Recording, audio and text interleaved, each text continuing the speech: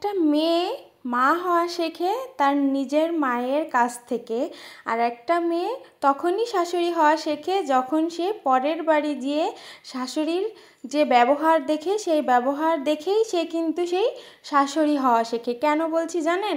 তার মাকে দেখে সে মা হওয়া শেখে, মায়ের মর্মতা কতখানি, মা কতটা আদর যত্নে তাকে ভালোবাসে, সন্তানকে লালন পালন করে, সে কিন্তু তার মাকে দেখেই শেখে। আর শাশুড়ি সে তো পরের বাড়ি গিয়ে শাশুড়ি কীরকম তার সঙ্গে অবহেলা করে, কীরকমভাবে শাশুড়ির ক্যারেক্টারটা তৈরি হবে, এটাও কিন্তু সে পরের বাড়ি সেই শাশুড়ির কাছে যখন যায় তখন এই শাশুড়ির কাছ থেকেই সে কিন্তু শাশুড়ি হওয়া শেখে। শাশুড়ির কথায় উঠতে হবে, বসতে হবে, শাশুড়ি সবসময় অর্ডার করবে, শাশুড়িকে কখনো অর্ডার করা যাবে না, শাশুড়ির কথা পাই টু পাই রাখতে হবে, তা না হলে সেই সংসারে তার থাকা যাবে না। তখনই কিন্তু একটা মেয়ে শাশুড়ি হওয়া শেখে। আর ওই যে মা কিন্তু সব কিছু বলে, মাও বলে, মা যে বলে না এটা কিন্তু নয়, মা কিন্তু বলে সেই কথাটা কখনো মনে রাখে না।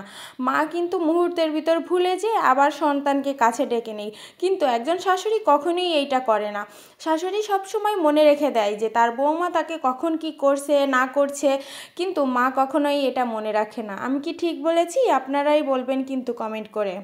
এই কথাটা বলার কারণ হচ্ছে এই শাশুড়ি এবং মায়ের তফাৎটা বোঝানোর জন্য। তো আমরা মেয়েরা আসলে এই তফাৎটা তখনই বুঝতে পারি, নিজের মা কতটা কষ্ট করে আমাদেরকে লালন পালন করে থাকেন, কিন্তু আমরা অনেক সময় নিজেদের মায়েদেরকেও ভুল বুঝে থাকি। যখন আমরা পরের বাড়ি যাই, যখন পরের বাড়ির মানুষের আচার আচরণ দেখি, তখন আমরা বুঝতে পারি যে আসলে আমাদের মায়েরা আমাদেরকে কতটা কষ্ট করে আমাদেরকে লালন পালন করে মানুষ করছেন, আর আমরা তাদেরকে না জানি কত কষ্ট দিয়েছি। আর তারপরে দেখেন তারা কিন্তু আমাদের কোনো কথাটাই মনে রাখে না। যখন আমরা তাদেরকে মা বলে ডাকি, তারা কিন্তু সব কিছুই ভুলে গিয়ে আমাদেরকে আবার কাছে টেনে নেয়। কিন্তু ওই যে পরের বাড়ির লোক, তারা কিন্তু আপনি সারা জীবন করে যাবেন তাদের জন্য, তারা কিন্তু কখনোই সেইগুলো মনে রাখবে না। আপনি বাই এনি চান্স একটা ভুল করে দেখেন, আপনার সেই কথাটা কিন্তু তারা সব সময় মনে রাখবে, উঠতে বসতে আপনাকে কিন্তু সেই কথাটাই শোনাবে। কিন্তু মা কিন্তু কখনো এরকমটাই করে না। তাই বলি, যার মা আছে সে তার মায়ের মর্মতা দেওয়ার চেষ্টা করুন, তাহলেই বুঝবেন আসলে মা জিনিসটা কতখানি আদরের। আসলে এরকমটা আমি নিজে থেকে বুঝতে পারছি, তাই আপনাদের সঙ্গেও শেয়ার করলাম। আমি যদি খারাপ কিছু বলে থাকি তো আপনারা সেটা কমেন্ট করে জানাবেন। তো আজকে এখানে হচ্ছে আমি গরুর মাংস রান্না করতেছিলাম, আর হচ্ছে সজনে ডাউল দিয়ে রান্না করতেছিলাম, সেইটাই আপনাদের সঙ্গে শেয়ার করতে চলে আসছি।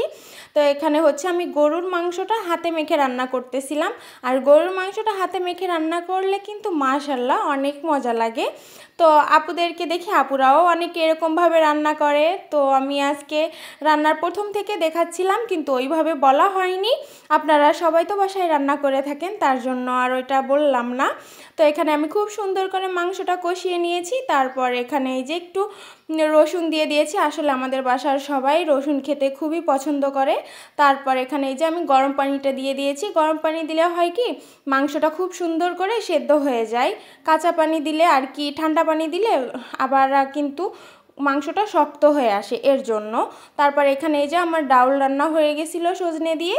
তো এরপর আমি একটু বার্গার দিয়ে নিলাম। তো আজকে আমার রান্নাটা এই পর্যন্তই। তো সবার কাছে কেমন লাগলো আমার রান্নাটা অবশ্যই কমেন্ট করে জানাবেন। আমি আবারও বলতেছি, যার মা আছে তো মায়ের মর্মতা দেওয়ার চেষ্টা করুন। আজকে সবাইকে এ পর্যন্ত, সবাই ভালো থাকবেন, আল্লাহ হাফেজ।